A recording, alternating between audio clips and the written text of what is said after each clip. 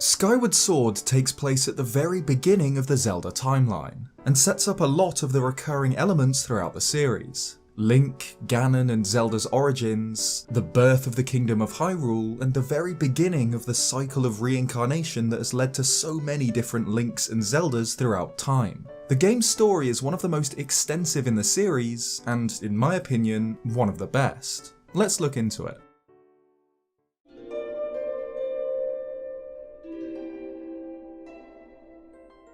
In the beginning, there was a nameless void, into which descended three divine beings, the golden goddesses Din, Nehru and Furore. Together, the goddesses created the earth, the laws of the universe, and all life which populated the new world. With their great work completed, the golden goddesses performed their final tasks. The deities poured their essence into a sacred artifact, three golden triangles, the omnipotent's Triforce. The Triforce was a symbol of their strength, designed to guide the intelligent life that inhabited the land, a foundation for the world's providence. Due to the sheer might of the Triforce, the Golden Goddesses entrusted it to the goddess Hylia before departing for the heavens, leaving the world and the Triforce in her care. It's not clear if Hylia was created by the Golden Goddesses, or if she existed already before the creation of the world. As far as we know, the Golden Goddesses are the most powerful beings in the Zelda pantheon, so it makes sense for them to have created Hylia for the sole purpose of watching over their creation. Regardless, for a while, this new world was at peace. A time known as the Era of the goddess Hylia. Races such as the Gorons, Perella, Mogma, Kikwi, humans, even the technologically advanced ancient robots, all thrived under Hylia's care. And structures such as the Temple of Hylia, a palace featuring a gargantuan statue of the goddess, were raised during this era of prosperity. But this peace did not last. One dark day, the earth itself was torn asunder, and foul beings poured forth into the realm, demons, led by their king, known only as Demise, a being hell-bent on a single goal, taking the Triforce for himself and making the world his own. Demise's true origins are unknown. Whether he appeared from another dimension, another time, or whether he was simply another creation of the Golden Goddesses is a mystery. Only his malevolent intentions are clear. Demise led his armies to war against the people of Hyrule and their goddess. The demons burned forests to ash and murdered without mercy, fueled by their maddening lust to seize the ultimate power. This war was unparalleled in scale and ferocity, and despite the goddess's divine powers, the armies defending the Triforce began to falter.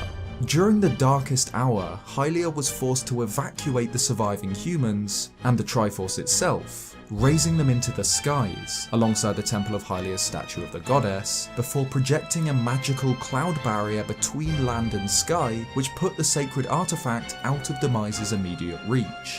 With the Triforce safe, the goddess turned her attention back to the Demon King and his armies. Despite Demise's overwhelming power, Hylia, carrying a blade known as the Goddess Sword, rallied the remaining people of the surface into a final defense. The races of Hylia's land stood alongside their divine guardian against the demonic hordes, and despite the goddess suffering grave injuries, Demise fell and was sealed by Hylia.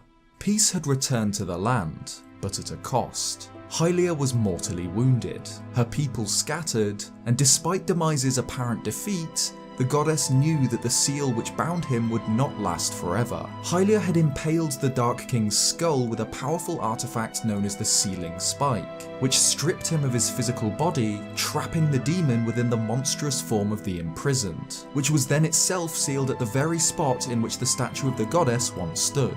But he was not defeated. The war wasn't over. One day, Demise would return and the world would end. The goddess responded to this by putting into motion two separate plans and then vanished from the world. With the seeds for these divine plans sowed, the fragile peace continued for an age, though slowly but surely, the seal on Demise began to weaken.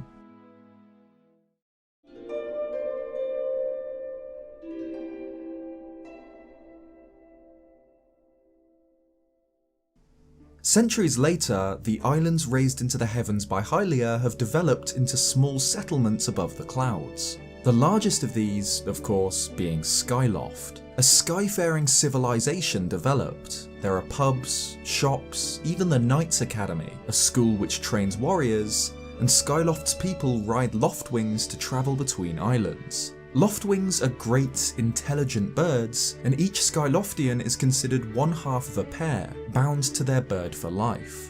Among the people of the sky are Zelda, the daughter of the Academy's headmaster, Link, a young student, as well as Groose, Link's rival, a loud, obnoxious bully with an admittedly sick pompadour. There's a love triangle here. Link and Zelda are close friends, bordering on something more, but Groose also likes Zelda and hates how close she is with Link. The game begins with Link dreaming. A strange, ethereal voice calls out to him, calling for him to awaken and play his role in a great destiny. An apparition of a dark beast appears to Link, the monstrous form we'll come to know as the Imprisoned. Link wakes up on the day of the Wings Ceremony, an annual event for the Knight Academy which celebrates both Hylia and an individual known as her chosen hero, a warrior said to have fought alongside the goddess in an ancient era. Zelda is chosen to play the role of the goddess Hylia, while a flying contest decides which student from the Knight Academy will play the role of the chosen hero. And obviously this ends up being Link, who's rewarded with the sailcloth. A sailcloth was said to have been gifted to the chosen hero by Hylia long ago, but this one was handmade by Zelda herself. After the ceremony, the pair fly together on their loftwings. The pair laugh and soar through the evening skies, but as Zelda is about to confess a secret, she's torn from the skies by a great tornado. Link is knocked unconscious and carried back to Skyloft by his loftwing, but Zelda is gone. While unconscious, Link again falls into a strange dream. The mysterious voice, though no longer disembodied, tells him that it's his time to awaken, that he's vital to a mission of great importance. This ghost-like figure appears again on Skyloft, leading Link towards the statue of the goddess, where it reveals a secret entrance at its base.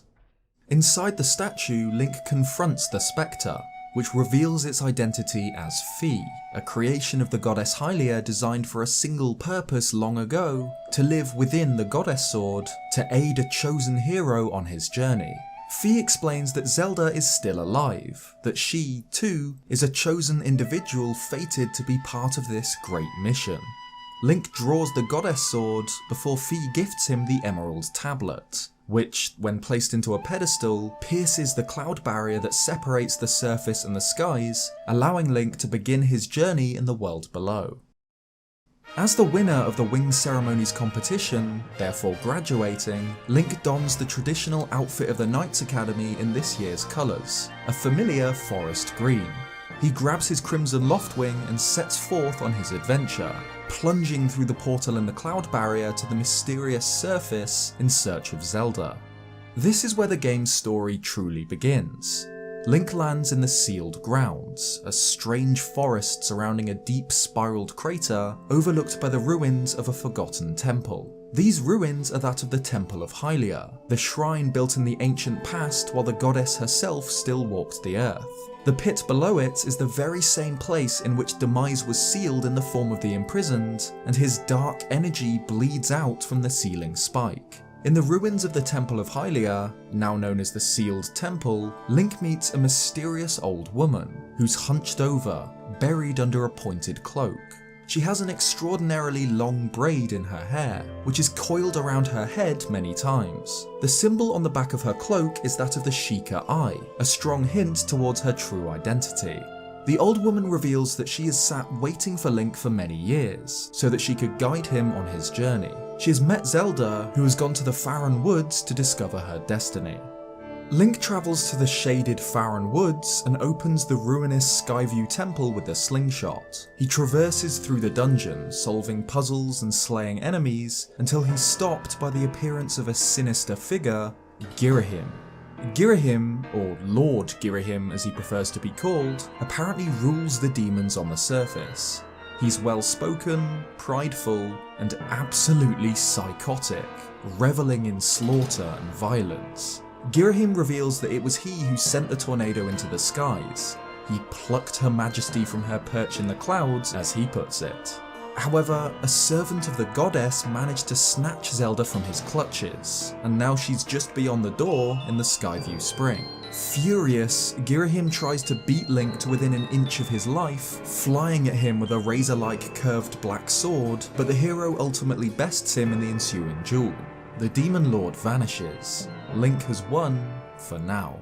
By the time Link leaves the dark Skyview Temple and steps into the spring outside, Zelda has gone. But Fi relays a message left for the hero by the goddess Hylia, guidance from the edge of time. The message reveals that, for whatever reason, Zelda must purify her body at two separate springs. This Skyview Spring and the Earth Spring, found near the fiery Eldin volcano, to which Zelda has already begun her journey. The Skyview Spring gifts Link the Ruby Tablet, opening another portal through the Cloud Barrier, to the Eldin region, where Link finds and conquers the Earth Temple in search of the spring. At the very end of the temple, much like at the end of the Skyview Temple, Girahim appears to face Link.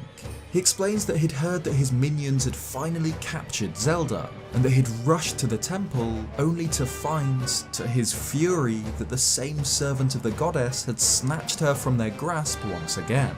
We get a glimpse at Girahim's true goal here. He needs Zelda to somehow resurrect his master, who we'll learn later is Demise, the ancient demon king who challenged Hylia in the distant past. Girahim vanishes, but not before setting one of his minions on Link, the volcanic Skoldera, who dies, and Link heads through to the Earth Spring. Here, Link finally sees Zelda again, alive and well, standing next to a tall, mysterious woman.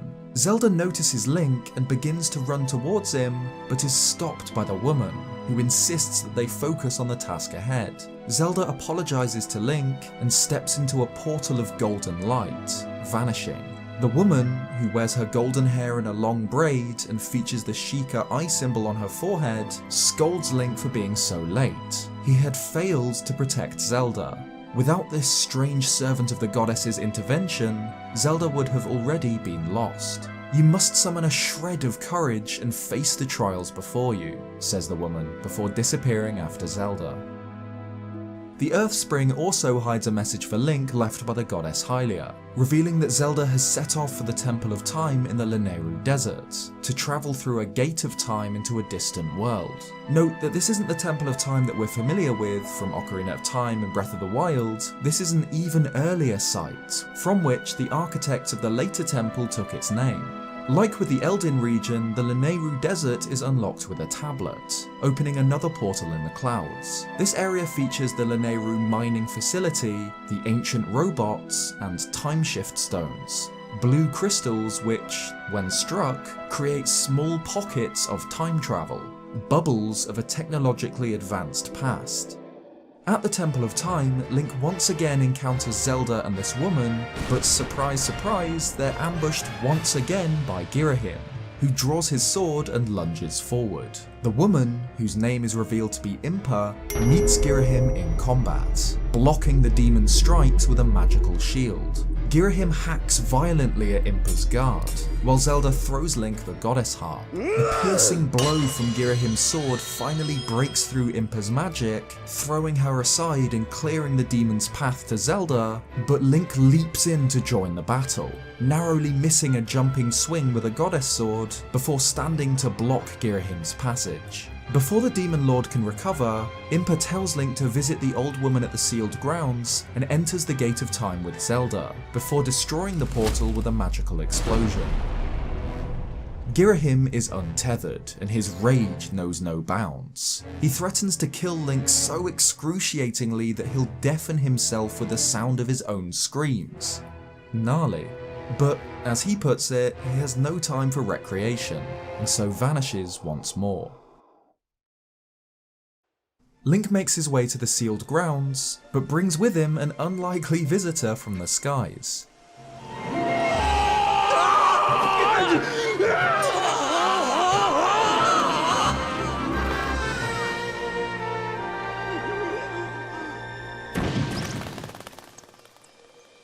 Now loose, Groose gives Link abuse, before realising just where they are, the surface. A land below the clouds, a mere myth to the people from the skies. Groose, of course, decides to name this place Groosland, and so sets off to find Zelda himself. In the sealed temple, the old woman reveals that Impa is a being sent forth by the goddess to aid Zelda in her quest, and that the pair of them are now out of reach, save for one single doorway. By playing the goddess harp, Zelda's magical instrument, Link summons a second Gate of Time, the last of its kind in existence, though unlike its sibling at the Temple of Time, this portal is dormant. In order to awaken it, Link must empower the goddess sword with 3 sacred flames, hidden in the various regions of the surface. However, as Impa explains the Gate of Time to Link, the ground suddenly, violently shakes. A monstrous roar echoes throughout the sealed grounds. The imprisoned demise, sealed by Hylia, had reacted to the summoning of the gate, and broke free of its binds. At the bottom of the pit, the imprisoned tears free into the world of the living, a colossal, scaled beast. Slowly but surely, the imprisoned makes its way up towards the sealed temple. If it escapes the pit, all is lost, and the world ends. After a long battle, Link manages to cut down the demon and hammer the spike back into its skull, sealing the beast until its inevitable return.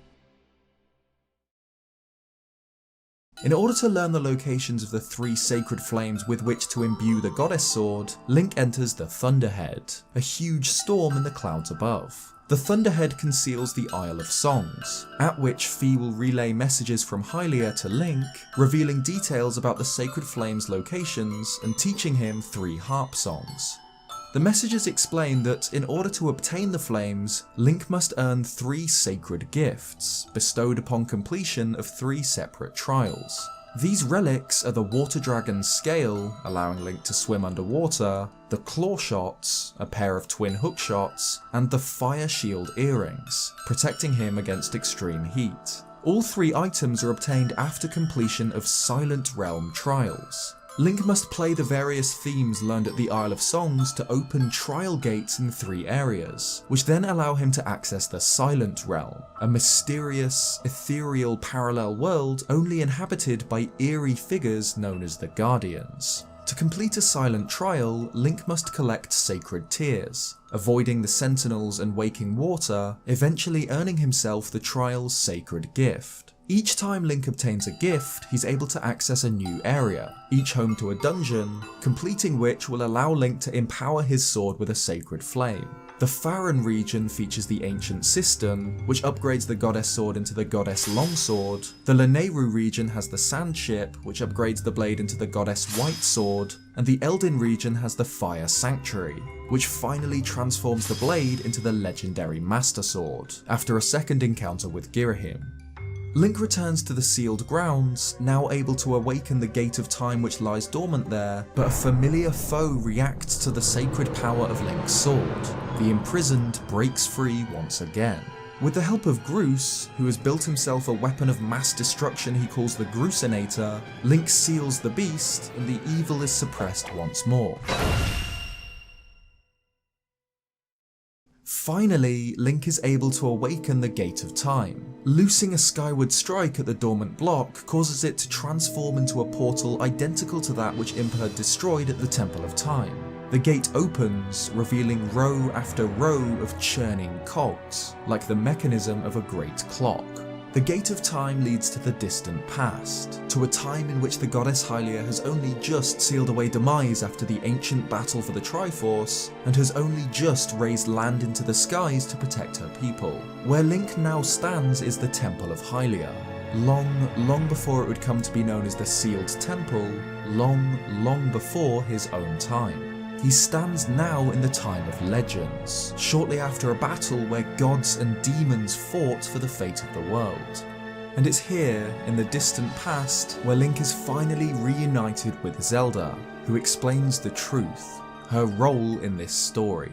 Zelda tells that after sealing demise, Hylia set into motion 2 plans. The first was the creation of Fi, a spirit which would rest within the Goddess Sword, designed to assist a hero on his future journey to save the world from Demise's inevitable return. But there was a second plan. Hylia gave up her divinity, shed her immortal form, so that she could one day be reborn as a mortal. These plans were necessary for a reason. While the Triforce was designed by the ancient golden goddesses, it was designed only for use by mortals, to guide them and to aid in the prosperity of their land. By design, all of the Triforce's power cannot be wielded by a god, and so Hylia was unable to wield it, yet she knew that its limitless power would be necessary to stop demise. So the two plans set in motion, the creation of Fi and her reincarnation, were both designed with a single purpose: to use the Triforce to defeat demise, her last and only hope. And as sure as Link is the chosen hero for which Fi was created, Zelda is the goddess Hylia herself, reborn as a mortal. Zelda explains that over the course of his adventure so far, Link has learned wisdom from solving devious puzzles and traps. He's gained power by honing and tempering both himself and his sword. And by overcoming the trials set before him by the goddess, he's found true courage.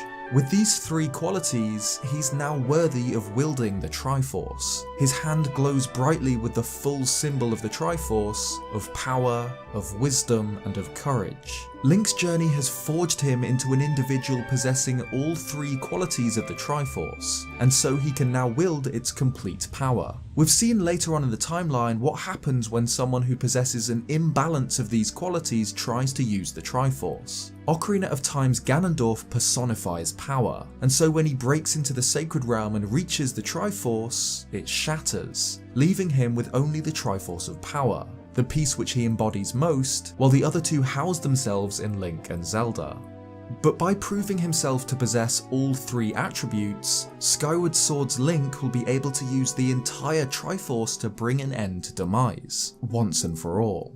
Zelda blesses the Master Sword, the blade created by Hylia and tempered by her hero, and her blessing imbues it with the mythical power to drive back demons. All of this was Hylia's plan. The three sacred flames and the Silent Realm trials were designed to make Link prove himself, and Hylia knew that if Zelda was in trouble, Link would throw himself headfirst into any danger without even a moment's doubt. In her own words, she used Link to tip the scales in her favour in the war against demise. This is why Zelda couldn't talk to Link at the Earth Spring. She needed to lure him to the next trial. Heartbroken at having manipulated Link, Zelda intends to pay the price for her actions. To ensure that Demise's seal holds from this point in the distant past all the way until the present day, Zelda will remain in the Temple of Hylia, in the distant past, asleep for thousands of years. Once Demise is destroyed in the present, she'll be able to wake up, as she won't need to keep up this seal. She explains that, before memories of her past life returned to her at the Two Springs, she had no idea of their destiny. Before all of this, she was happy just spending time hanging around Skyloft. To Link's horror, Zelda seals herself within an amber crystal, prepared to remain there for millennia protecting Demise's seal. Though she's Hylia reborn, she's still her father's daughter. She's still Link's friend. She's still his Zelda. Link takes about 3 seconds to process the fact that his whole world has just come crashing down around him, then nods and just gets on with it. He jumps back to the present through the Gate of Time where he's met with the old woman, who reveals that, even now, in the present day, Zelda is still behind those same doors. She's still sealed in the Amber Crystal, protecting the seal on the imprisoned Demise. Even in the beginning of the game, the first time you enter the sealed temple, you're able to see Zelda's crystal through the cracks in the stone doors. This means that, until Zelda passed through the Gate of Time with Impa, there were 2 Zeldas present on the surface at the same time, the same person at different points in their timelines. When I took this footage, Link is travelling to the Skyview Temple to find Zelda, as she's just fallen from the sky, but another Zelda is sealed within this crystal here. The Zelda at the Skyview Temple will eventually travel back through time and become the Zelda within the crystal, ensuring that the imprisoned remains imprisoned. The old woman explains that it's thought that the Triforce was hidden within Skyloft by the goddess, so Link sets back off to the skies. Above the clouds, Link finds the sky spirit Levias, a gargantuan flying whale plagued by a terrible parasite which the hero destroys. Levias tells Link to search for the dragons on the surface who can teach him parts of the Song of the Hero,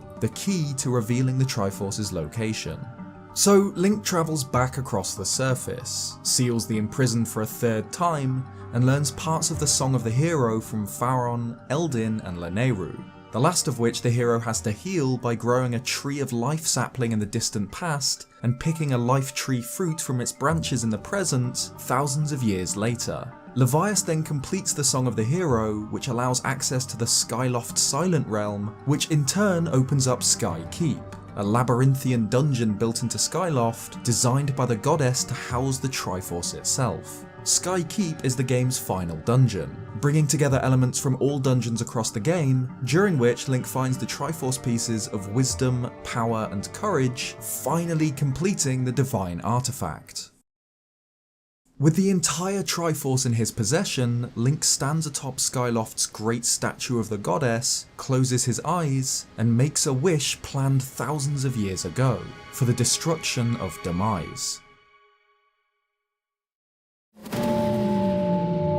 And the gods answer. The Triforce glows with a brilliant light, and the entire island upon which Skykeep and the goddess statue are built drops, plummeting from Skyloft, through the clouds, and towards the surface below.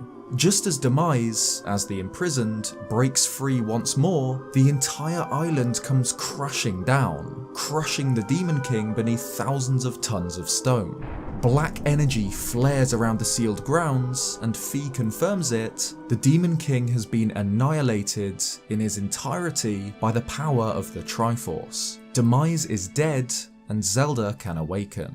Link rushes to the sealed temple, and sure enough, Zelda wakes. The amber in which she was suspended breaks, and, their great tasks completed, the two fall into each other's arms.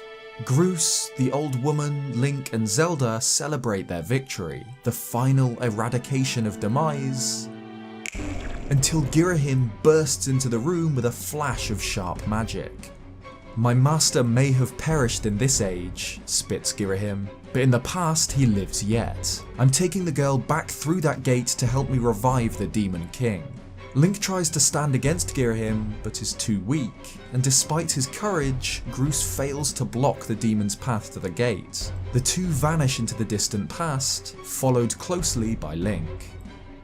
In the past, Link finds Impa wounded on the temple floor. She, too, had failed to stop Girahim, who has escaped outside to the sealed grounds pit. While the Triforce had eradicated Demise entirely in the present, by this point in time, the distant past, this has not yet happened.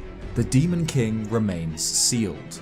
Girahim plans to use Zelda's divine soul to fully resurrect Demise, to break him free of his binds as the imprisoned, setting him free to rule the world. To do this, he begins a ritual at the bottom of the pit, dancing and chanting around Zelda's unconscious body.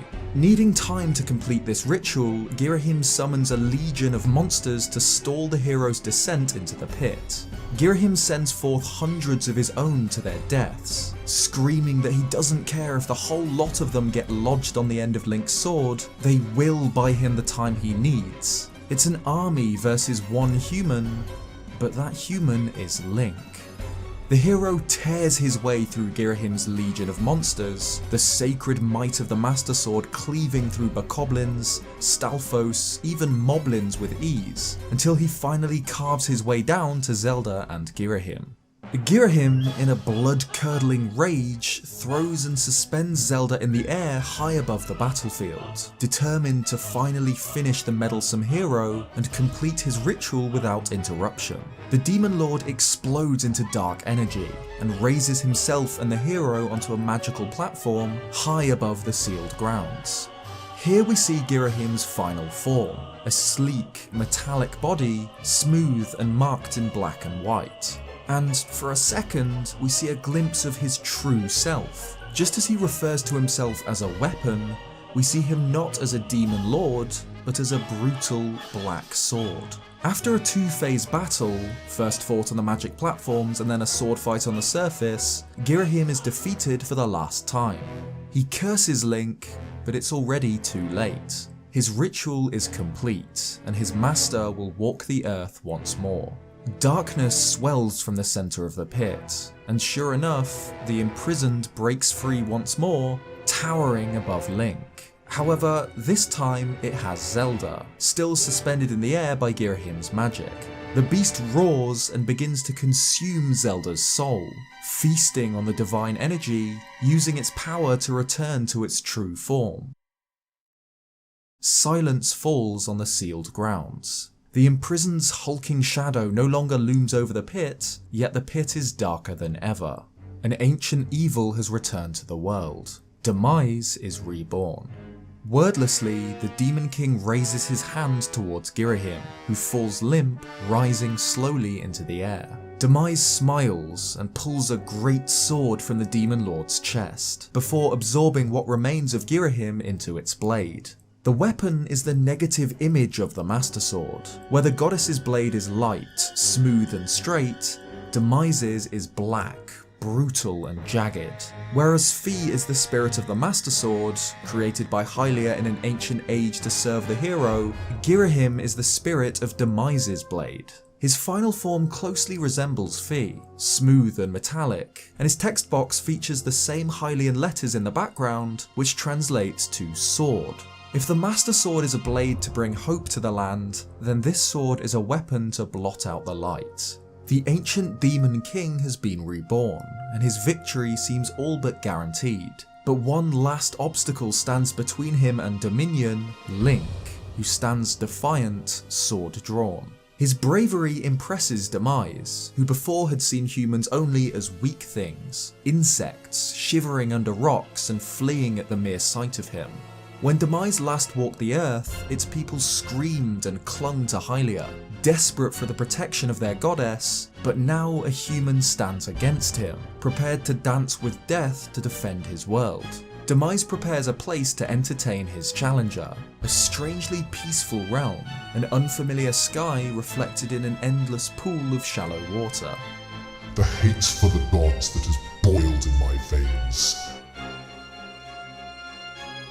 You will taste all of it in the bite of my blade. If Link falls here, his world and everything in it will belong to Demise. His to dominate, his to subjugate, his to rule. Everyone Link has ever known will perish. Anyone who opposes the Demon King will be slain without mercy unless he triumphs over darkness in this final battle.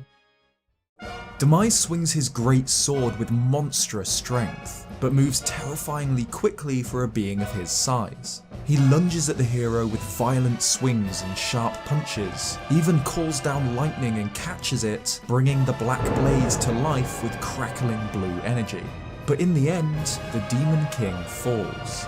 Link leaps into the air, catching his own bolt of lightning with the blade of the Master Sword and driving it deep into the demon's chest.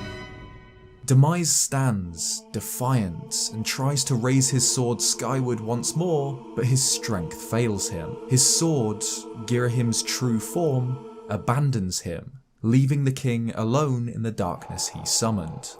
But this is not the end. Before his flame burns out, with his dying breath, Demise rasps a curse. My hate never perishes. It is born anew in a cycle with no end. I will rise again. Those like you, those who share the blood of the goddess and the spirit of the hero, they are eternally bound to this curse.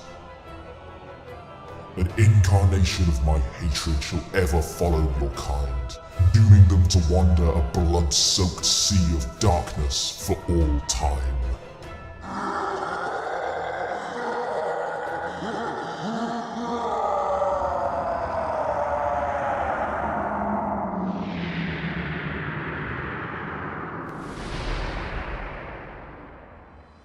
With that, Demise disintegrates. His body crumbles to ash, and what little remains of his consciousness is sealed within the Master Sword. The Demon King is defeated, and the world is saved. But like Demise said, this isn't the end. His curse defines the entire Zelda series. Demise is the source of demons, the origin of Hyrule's long history of bloodshed and torment. Fi describes him as having conquered time itself, and this seems to be true. As he claims, an incarnation of his hatred plagues Hyrule for all time. This incarnation is of course implied to be Ganon, though there are other villains in the series which could also have their roots in this curse. During Demise's speech at the beginning of the battle, Ganon's theme plays, and his flaming red hair was designed as a direct connection to Ganondorf's hair colour.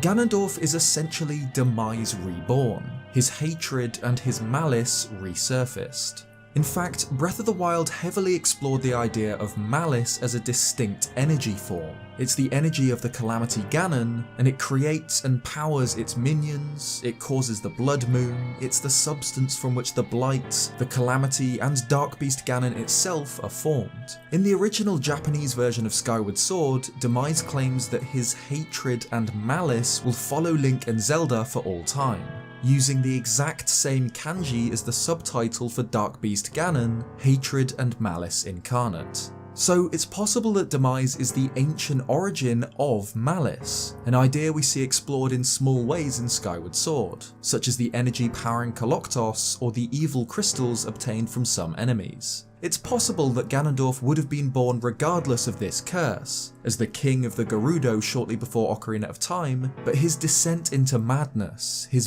burning lust for the Triforce, and his subsequent transformation into a beast bent on bringing Hyrule to its knees was because he was Demise's hatred and malice reborn. Which makes you wonder, will Hyrule's torment ever end? Even if Ganondorf is defeated in Breath of the Wild's sequel, and the Calamity finally brought to an end, Demise's curse would suggest that, inevitably, darkness will return to Hyrule. It's the beginning of Zelda's cyclical history of evil and hope, darkness and light. But for the time being, Demise has been eradicated, and the world is at peace. Link, Zelda, Groose and Impa reunite in the Temple of Hylia, their war finally over. Link lays the Master Sword to rest as the last remnants of Demise are slowly decaying within, leading to an emotional farewell with Fi.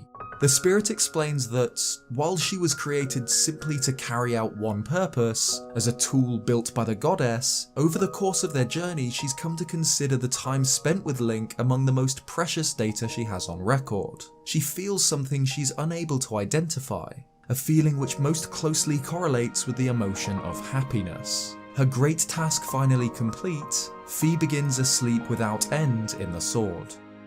The group ready themselves to return through the Gate of Time to the present day, but Impa refuses to follow. She explains that she is a being of this age, and was instructed by Hylia to travel through the gate to assist Zelda. Her role fulfilled, she must now remain in the past to watch over the Master Sword. Zelda gives Impa one of her bracelets, and the heroes return to the present, where they're met with a familiar face, the old woman of the sealed temple.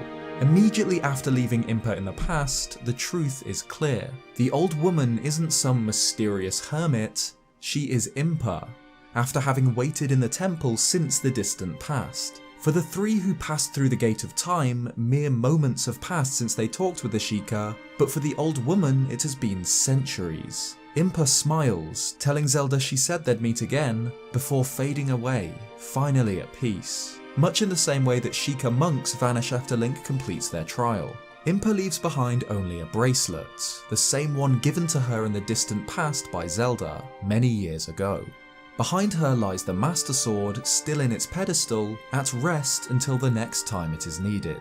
During the game's end credits, we see a few extra scenes. First, a sequence showing Zelda's journey on the surface, immediately following her having been knocked down by the tornado. She wakes on the hard ground near the sealed temple, where she's guided by the old Impa, and travels to purify herself in the waters of the Skyview Spring. She then attempts to sneak into the Earth Temple and its spring, but is captured by bokoblins and imprisoned within the dungeon. The young Impa, having just travelled through the Gate of Time from the distant past into the present, begins her journey and rescues the reborn goddess, taking her to the Earth Spring, to the Temple of Time in Lanayru, and finally back through the gate into the distant past, where Zelda learns the truth about her identity. The game ends with a final scene, set at the sealed grounds. The goddess statue looms tall above the sealed temple, where it once stood in the past and now stands again after the Triforce wish brought it back to the surface. Gaepora, Corlin and Stritch reunite with Zelda and Groose, before Link and Zelda spend a quiet moment atop the statue, where they stood after the wing ceremony long ago. Interestingly, the last time the pair stood atop this statue, it was to honour not only the goddess, but a legendary warrior known as the goddess's chosen hero, a being said to have fought alongside Hylia in a distant age, to whom she gifted the sailcloth. However, this Link here is a hero described as the chosen hero throughout the game, who travelled back through time to a distant age to fight Demise. So it's very possible that there was no ancient chosen hero, but it was always this Link, an example of the bootstrap paradox. There are some strong counter-arguments however to this idea, so I'll explore it in detail later on this week. Zelda explains that she always dreamed of a world below, and wanted to see the surface with her own eyes. With the Triforce behind them, Zelda says that she wants to live down here, to settle on the surface, with the ground beneath their feet and the clouds above their heads. She asks if Link wants the same, and the hero smiles back. Hylians did settle on the surface, and the Kingdom of Hyrule was founded, beginning the vast history of the Zelda series. Skyward Sword essentially lets us play through Hyrule's mythology, the battles between gods and demons that forged the kingdom long ago. Thank you so much for watching this video. It took a huge amount of work, so if you liked it, leave a like or subscribe if you haven't already for more Zelda content. Cheers guys, and I'll see you next time.